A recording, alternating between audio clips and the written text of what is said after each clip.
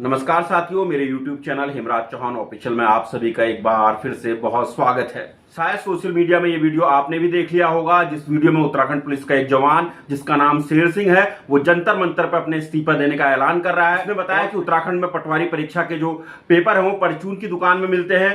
इसके साथ उसने कहा कि कॉकरोच पार्टी के समर्थन में वो अपना इस्तीफा दे रहा है, लेकिन अब इस मामले में बड़ा खुलासा हुआ है कि हमारे उत्तराखंड में परचून की दुकान पे मिलते हैं पेपर, परचून की दुकान पे पटवारी का गुरुकुल में देखा है हमने। भगत सिंह ने कहा था दोस्तों, भगत सिंह ने कहा था इस देश के युवाओं, जिंदगी अपने दम पर जी जाते हैं, दूसरों के दम पर सिर्फ जनाजे उठाए जाते हैं। घबराओ मत, यह भगत सिंह का देश है और क्रांति कभी बम और पिस्तौलों से नहीं आती है। अहिंसा नहीं करनी है, इन गुंडों को हम देख लेंगे।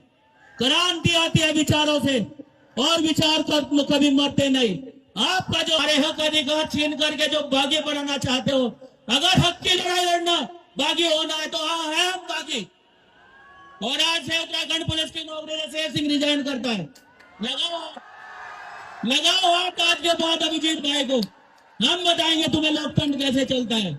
जिस शेर सिंह ने भ्रष्टाचार की दुहाई देकर अपना इस्तीफा दिया, उसके बारे में पता चल रहा है कि वो खुद भ्रष्टाचार का आरोपी है। उस पर जमीन कब्जाने के आरोप लगे हैं और वो इस मामले में जेल भी जा चुका है। यहां तक कि इस समय वो अपनी ड्यूटी से फरार चल रहा था और वो सस्पेंड है। उत्तराखंड की आईजी कुमाऊं ने इस बारे में बड़े खुलासे किए हैं। उन्होंने कहा कि शेर सिंह के मामले में पहले से ही जांचें चल रही थी और अब इस मामले पर भी उनके खिलाफ वैधानिक कार्रवाई की जाएगी। वर्तमान में एक कांस्टेबल शेर सिंह का छात्र आंदोलन में उकसाने वाले अनर्गल बयान जो है वायरल हो रहा है। उक्त कांस्टेबल के संबंध में अवगत कराना है कि उक्त कांस्टेबल 28 जून 2026 से अनऑथराइज्ड रूप से जनपद पिथौरागढ़ से एब्सेंट था।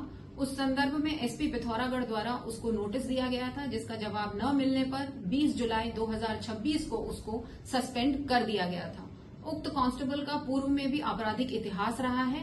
यह कांस्टेबल और इसका एक अन्य साथी प्रवीण वाल्मीकि जैसे कुख्यात गैंगस्टर के साथ मिलकर संगठित अपराध में लिप्त थे। यह लोग भोले भाले लोगों को डरा धमकाकर उनकी जमीन को कब्जा करते थे, जिसके संबंध में इनके विरुद्ध एफआईआर संख्या 415/2025 जनपद हरिद्वार में पंजीकृत की गई थी। 15/9/2025 को इसको गिरफ्तार करके जेल भेजा गया था। ये कई महीने जेल में रहा और वर्तमान में बेल पर बाहर था।